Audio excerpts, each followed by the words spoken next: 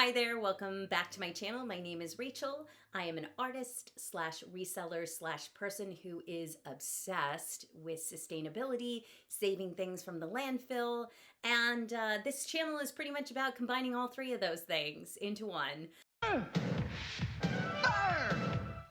Wind! Water! Heart! Go planet!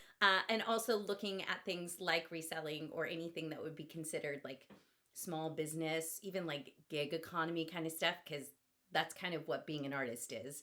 And looking at it from a data perspective as opposed to like just being like, I make so much money, which I don't, and I'm going to tell you how to do it without knowing anything about you. So that's pretty much it.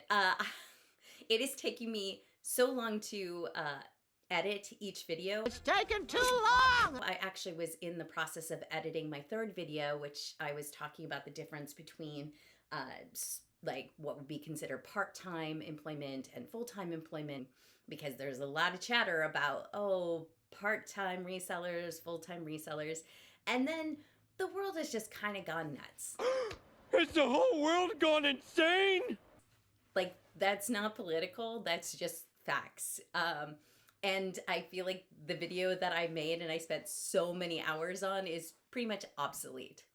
So, as they say in the biz, louder, faster, funnier. And so I think to combat my need to take forever to be artistically fulfilled, I'm going to do smaller more bite-sized videos. So we'll do like 1 day recording, 2 days editing max, and then a third to like post it. And we'll see how that goes. Just recently, the post office announced that they're going to be cutting 10,000 jobs. So regardless of what you feel about politics or how you feel about the post office, the fact that they're going to be cutting jobs, or I think they're trying to like force people into early retirement, means that there are less people to handle packages and less manpower to get those packages to their destination. Why that matters as a reseller means that like I kind of have to take that information into account when I'm selling. And again, people have opinions about it one way or another, but just with that data being that there are going to be less people at the post office and some changes made means that I'm going to have to adapt. And I think that information is really important because the post office, besides UPS and FedEx, but especially for anything under £1, is basically what I use to send my wonderful pre-loved things off into the world for their new home. Just today, actually, we went to the post office, and by we, I mean my boyfriend and I, because we had tire issues today. I woke up with a flat tire in my car, which was so much fun. But I had to take him to the post office, and I felt horrible because usually when I go to this post office in California, there's at least 2 to 3 people behind the desk. There was only one person and there was a line out the door. So, and when I went up to the desk, she was like so nice and she was trying to do the best job she could. And she's like, I'm so sorry. And it's like, do I know if that's an effect of the cuts that have been proposed? Have they gone into effect? I don't know. At this post office, they didn't have like a self-checkout kiosk, which a lot of the ones I go to do. So I had to wait in line. I believe in getting receipts for the packages. I want you to get your hands on receipts. Any receipt you have. Because here goes the thing again, that if there's less people at the post office, it could take longer. And as long as I have a receipt of like when the package was scanned in, I at least have something that I can send the buyer so that they know exactly when that package went to the post office. Because I love the post office more than my life itself. So, speaking of the post office, that's my segue. I did get 2 subscribers and my very first comment. Thank you guys. Like, that's so sweet. And my first comment was about talking about shipping. So ergo, here we go. That's what we're going to talk about in the next couple of videos. We're going to talk about everything that has to do with shipping in the year 2025, which means that by next year, this video is going to be Obsolete. for some reason, I feel like a lot of resellers aren't talking about like the details regarding shipping. When I started like in the end of like 2019 and stuff, there were so many videos like people showing how to package stuff and dealing with like shipping in regards to, especially with eBay, where you have to know all the information and input it and figure out what's going to be the most economical way to ship it out and also the best for the buyer. And it just seems like now it's like, buy this, don't do this. You know, these are my tips. This is the stuff that's selling right now. Like, it's all great, but I think as the comment mentioned, like,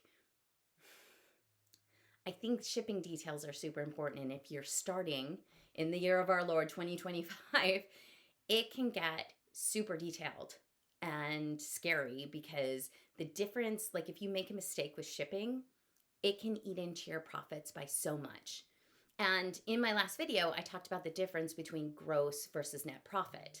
And just basically like the money that I get from eBay, even after their fees are taken out, is not even nearly the amount that I take home when all is said and done, when you take out all of the things in regards to like the cost of shipping, the shipping, cost of shipping. Yeah, the cost of shipping, the cost of goods. And also too, like any kind of like, I have an eBay monthly subscription just for a store that costs money. That needs to be implemented into my costs. You know, I have a Poshmark VA sharing thing, like that also needs to be implemented. There's so many things. And when I did my gross versus net profit for the month of November, it basically was like my net profit was less than half of what my gross profit was. So that's a lot. So the money that I think that I'm taking in, what I'm actually taking in when all is said and done is like less than half of that. And so I have to be really careful when it comes to shipping, especially on platforms like eBay, where you have to provide a shipping label, because the difference can be crazy. It can be in dollars.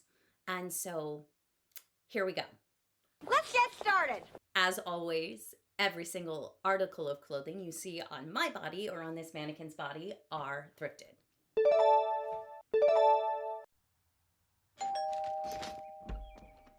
Yeah, hi, I got a special delivery for Homer Simpson. That's me. Oh, Don't write no more letters to Mr. Sinatra. I never really thought about shipping in general because up until like reselling, I never really shipped anything out. Like I didn't send things to people, or if I ordered something online, they dealt with it. And especially when you think of like in 2025 where Amazon Prime is like so crazy, you have something called free shipping. Who doesn't like free shipping? No, shipping is not free. And those are facts. Shipping is going to cost somebody. When they say free shipping, like Amazon says free shipping, it means that shipping is free for the buyer, which is a great sales tactic. But Amazon, that makes billions and billions of dollars, somewhere in their business model has figured out how to account for that money, for the free shipping. So they've already like absorbed those costs. When you're talking about mom and pop resellers or struggling artist reseller trying to help my dad, you know, pay his rent because his social security payments do not even begin to like pay for his rent. My sister and I actually both have to like help pay him for his rent. So like it becomes that much more Complicated. But let's start at the very beginning, because as Julie Andrews always teaches us, it's a very good place to start. let's look at the history of the post office. Oh, this is so much fun. You know how I love history. Okay, so we are going to go to the Smithsonian magazine online, which is smithsonianmag.com, and a brief history of the United States Postal Service. Because, if anybody's got the most reliable information regarding the post office, this would be a good place to go. So right below where it says a brief history of the United States Postal Service, it says, to forge a nation, the founders needed an efficient communications network. I would recommend reading the whole article because it's really informative. Take a look, it's in a book, a reading rainbow. A reading rainbow.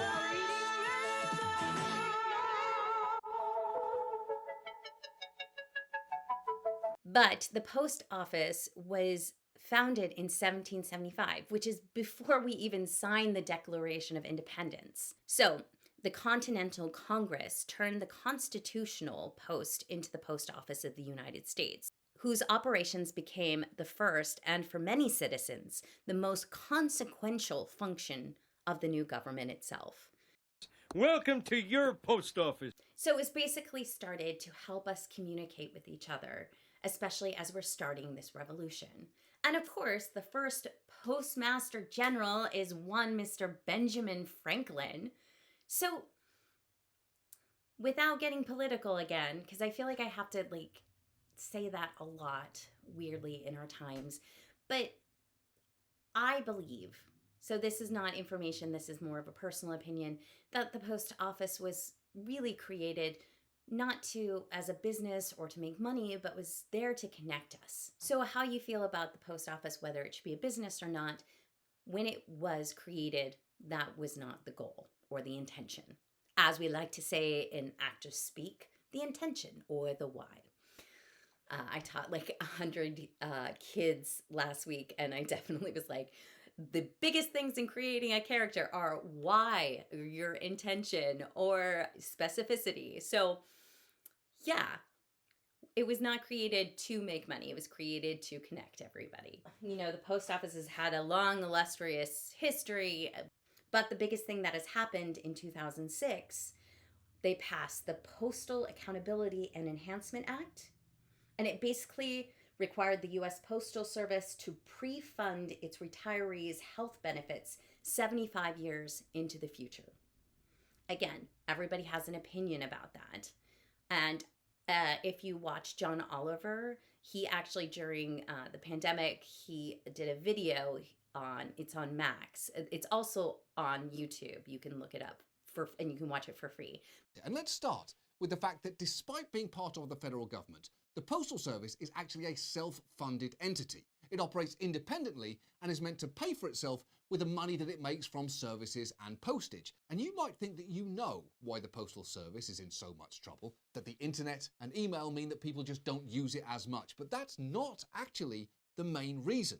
In fact, experts believe it would still be turning a profit were it not for a 2006 law called the Postal Accountability and Enhancement Act. He basically did a small history of the post office, especially this 2006 act that was passed, and the pros, the cons, and how it's kind of been implemented to create the issues that have been going on with the post office today. Just for edification, this act was bipartisan.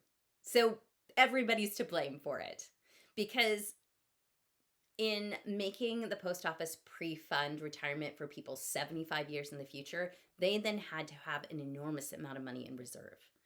And so they had to make adjustments in regards to services, in regards to everything else. So We all blame you. again, you can have an opinion about this, and I obviously do, but it has changed how the post office operates. So, with that knowledge and the knowledge of everything that's gone on recently regarding the cuts, we can take all of that information and make a better decision as we are using the post office to ship out everything. It's great to learn. Because knowledge is power. So, thanks for listening to the brief history lesson.